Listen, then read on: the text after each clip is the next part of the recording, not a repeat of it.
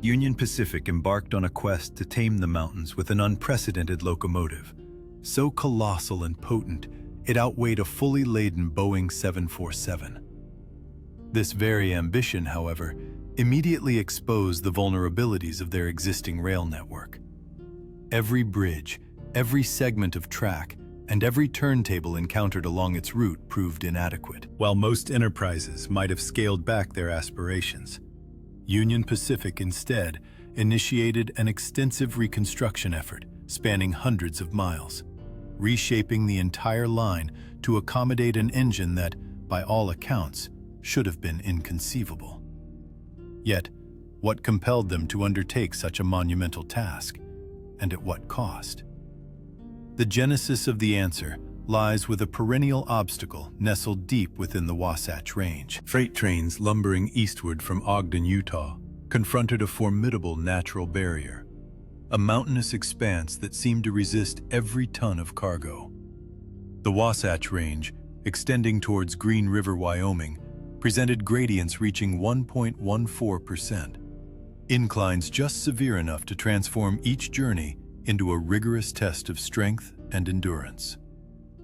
For Union Pacific, transporting 3,600-ton trains over this ascent necessitated dividing the load between two locomotives, each laboring in unison merely to maintain forward momentum. Dispatch records from the late 1930s vividly illustrate the predicament.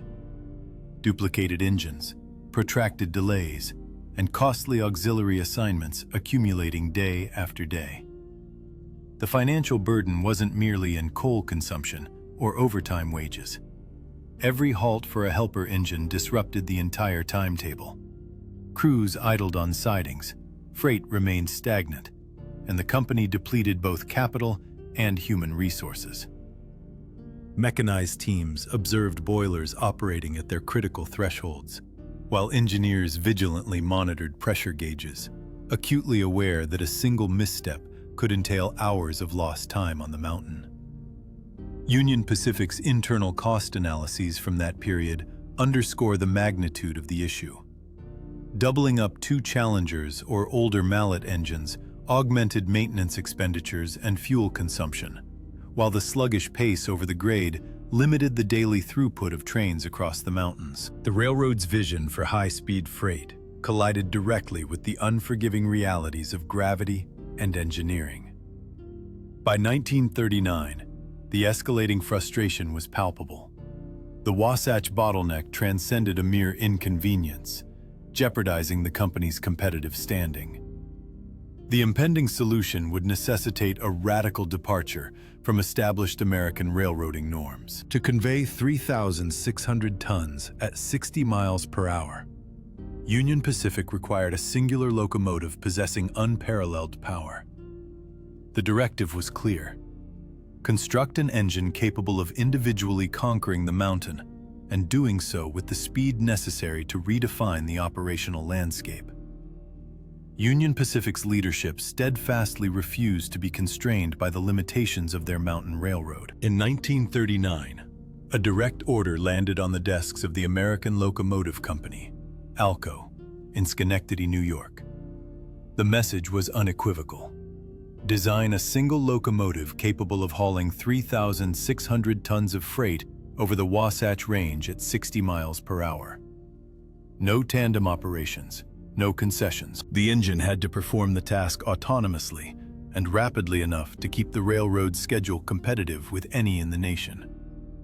This was no perfunctory request. The correspondence between Omaha and Schenectady elucidated the urgency. Union Pacific's Research and Mechanical Standards Department, under the direction of Otto Jabelman, provided precise specifications.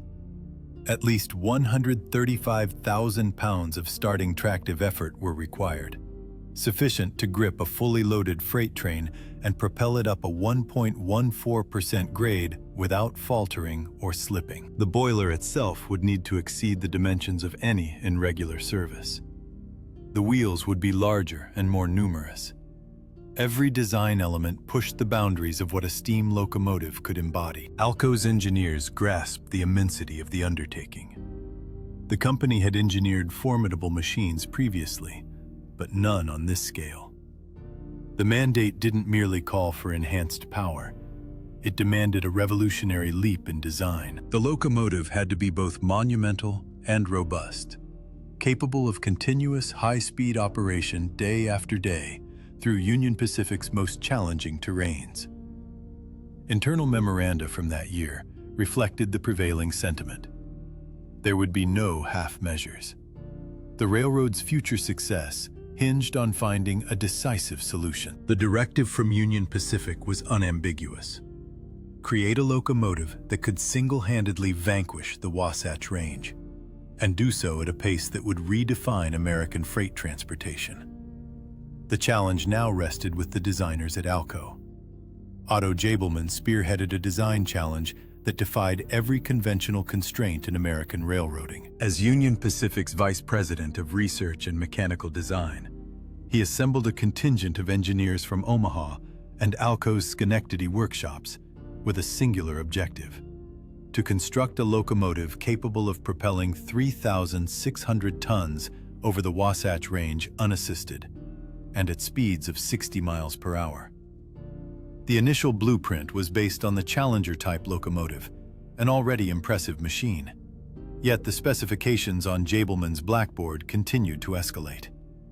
The firebox would need to encompass 150 square feet, a colossal area rivaling the floor space of a modest apartment. Boiler pressure had to attain 300 pounds per square inch, pushing the limits of what steel and rivets could safely contain. The solution necessitated a novel form of articulation. Instead of the Challenger's 4664 arrangement, the design expanded to a 4884 configuration, featuring 4 leading wheels at the front, 2 sets of 8 driving wheels, and 4 trailing wheels to support the immense firebox. This wheel arrangement served to distribute the locomotive's mass across a greater number of axles, ensuring that the pressure on each remained within the tolerances of upgraded rails and bridges. Diagrams from that period reveal engineers meticulously debating every dimension and weight, striving for a balance between sheer power and practical engineering. Shop workers at Alco observed as the initial engine began to materialize, its boiler towering above the shop floor. The magnitude was almost incredible. During final assembly in 1941, an anonymous worker picked up a piece of chalk and inscribed 2 words across the smokebox door: "Big Boy." While the worker's name was never recorded, the moniker endured. It encapsulated the prevailing mood in the shop, a fusion of awe and pride at their creation. The Big Boy transcended being merely a machine. It was a declaration that Union Pacific and its engineers would not be confined by mountains, tracks, or even the prior achievements of American steam power. The statistics underpinning the Big Boy are astonishing. From coupler to coupler, the locomotive extended 132 feet, surpassing the length of 2 city buses parked end to end. The engine alone registered a weight of 772,250 pounds. When adding the loaded tender, the total mass surged past 1.2 million pounds, exceeding the weight of a fully loaded Boeing 747. Both the firebox and boiler were gargantuan. The firebox spanned 150 square feet, spacious enough to incinerate an entire carload of coal at a time. Boiler pressure reached 300 pounds per square inch, delivering steam to 2 sets of 8 colossal driving wheels. Each journey demanded 22 tons of coal and 25,000 gallons of water. The tender itself rode on a 14-wheel centipede truck, solely to distribute its immense load.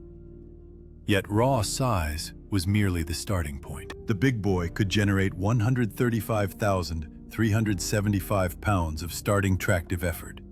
The immense force required to haul a 3,600-ton freight train from a siding and up a 1.14% mountain grade without any assisting engine in sight. The American Locomotive Company engineers meticulously calculated every piston stroke and every pound of steam to guarantee the locomotive could ascend the Wasatch Range at 60 miles per hour. In actual operation, crews occasionally pushed it even harder, transporting over 4,200 tons during test runs between Ogden and Echo. Only 25 big boys were ever constructed, each one a mobile mountain of steel and fire. Their scale was so extreme that it rendered every other locomotive on the rails seemingly ordinary by comparison. For the first time, a single machine could accomplish the work of two, and do so at a speed that ensured Union Pacific's freight moved punctually. However, with such immense mass and power, the big boy was about to reveal a new predicament. The world it was designed to dominate was unprepared to accommodate it. Civil engineers diligently scrutinized maps and maintenance records, identifying potential vulnerabilities along the Wasatch route. The figures from the American Locomotive Company's design specifications sent a shiver through the Omaha offices. Over 1.2 million pounds, distributed across 132 feet of steel. Every bridge between Ogden and Green River became a source of concern. Inspection reports cautioned that the heaviest spans would not withstand a big boy crossing. Timber trestles and steel girders, once deemed robust enough for any freight, now faced stresses far exceeding their original design parameters. Calculations indicated that older bridges could deform under the strain, their supports flexing with each axle that exerted nearly 68,000 pounds of pressure. Track supervisors identified the rail itself as a looming hazard. The standard rails, laid for lighter engines, risked buckling under the big boy's enormous weight. Maintenance logs documented stress fractures and spreading ties during test runs, with steel groaning audibly in the frigid Wyoming air. Even the configuration of the railroad complicated matters for the new locomotive. Sharp curves, previously navigated with ease by smaller engines, threatened to bind the big boy's rigid frame. Survey teams observed that, while the articulated design offered some mitigation, it was insufficient. Certain bends would force the wheels against the rail, causing wear to flanges and increasing the risk of derailment. At the service depots, another issue emerged. The turntables, essential for reorienting engines at the conclusion of each run, were hopelessly undersized. Most measured 100 feet or less, constructed for Pacifics and Challengers. With a locomotive extending 132 feet, crews realized the big boy would protrude from both ends, unable to rotate or even fit entirely on the table. Maintenance chiefs dispatched urgent memoranda. New turntables would be imperative, or the locomotive would be confined at every terminal. The magnitude of the challenge became incontrovertible. Every mile of track, every bridge, every curve, and every depot had been designed for a previous era that no longer applied. The big boy was ready to operate, but the railroad itself was not. Union Pacific faced a stark choice: overhaul its infrastructure, or permit its most remarkable machines to remain idle. Union Pacific civil engineers were confronted with a task that dwarfed all their prior endeavors. The sheer force exerted by each impressive axle, weighing 67,800 pounds, threatened to dismantle any ordinary bridge. Consequently, teams meticulously examined every span stretching from Ogden to Green River, poring over bending moment diagrams and schematics dating back decades. Wooden trestles and older steel bridges were identified as immediate risks. While some could be bolstered with new girders and bracing, others necessitated complete demolition and replacement. Bridge construction contracts were issued rapidly, with wartime imperatives overriding any potential delays. Steel, concrete, and labor streamed to the front lines as crews toiled through both the bitter cold of winter and the sweltering heat of summer. The railway tracks themselves posed an additional hurdle. Standard rails, designed for engines half the big boy's mass, visibly flexed and shifted during initial tests. The resolution involved laying heavier rail, at least 152 pounds per yard, across the entire trajectory. Each mile demanded fresh ties, deeper ballast, and meticulous alignment. Field crews advanced in segments, fastening down steel robust enough to endure the relentless impact of 16 massive driving wheels. Every connection had to remain steadfast, every spike perfectly aligned, as a single vulnerability could imperil more than just the train itself. This undertaking required both precision and resilience. At the railway terminals, the challenge shifted from structural integrity to colossal proportions. Most turntables on the Union Pacific line measured approximately 100 feet, ample for a Pacific or Challenger locomotive, but hopelessly inadequate for an engine spanning 132 feet. The bold solution was to install new turntables, each measuring 135 feet from end to end. Among the largest ever constructed, these colossal structures arrived in components and were assembled on-site by teams employing jacks, cranes, and sheer determination. The initial time a big boy navigated one of these turntables, the fit was so exact that workers quipped it was akin to threading a needle with a steel cable. Curves along the line also demanded attention. Surveyors meticulously mapped out the sharpest bends and calculated clearances, sometimes relocating the track by only a few feet to guarantee the big boy's articulated frame could pass without obstruction. In certain areas, entire sections of rail were realigned, the ground regraded and reconstructed to conform to the new standards. This extensive work transformed the route. By the time the final spike was driven and the last bridge passed inspection, Union Pacific's main line had become a testament to heavy-duty engineering, completely rebuilt to support over 1 million pounds of steam and steel. The tracks were declared operational, the big boy stood poised, and the world's most formidable railroad was on the cusp of its ultimate trial. Big boy locomotives were put into service in 1941, fulfilling every requirement Union Pacific had set forth. Crews no longer needed to double up engines to traverse the Wasatch Range. Dispatchers documented single big boys hauling up to 4,450 tons over the mountains, occasionally exceeding their initial 3,600-ton rating. Engineers and firemen developed confidence in the machine's steadfast traction and consistent pace, even as they shoveled 22 tons of coal and consumed 25,000 gallons of water during a single journey. Records from those early years revealed a new level of efficiency. Fewer stops, expedited schedules, and a railroad finally capable of meeting the demands of wartime freight. As the war years transitioned into the 1950s, Union Pacific's revamped main line served as the proving ground for these behemoths. Each big boy logged over 1 million miles, with service records detailing extensive hauls between Ogden and Green River, and subsequently across the expansive grades of Sherman Hill between Cheyenne and Laramie. The statistics painted a clear picture. Trains grew longer, schedules became more stringent, and the reinforced bridges and rails held firm.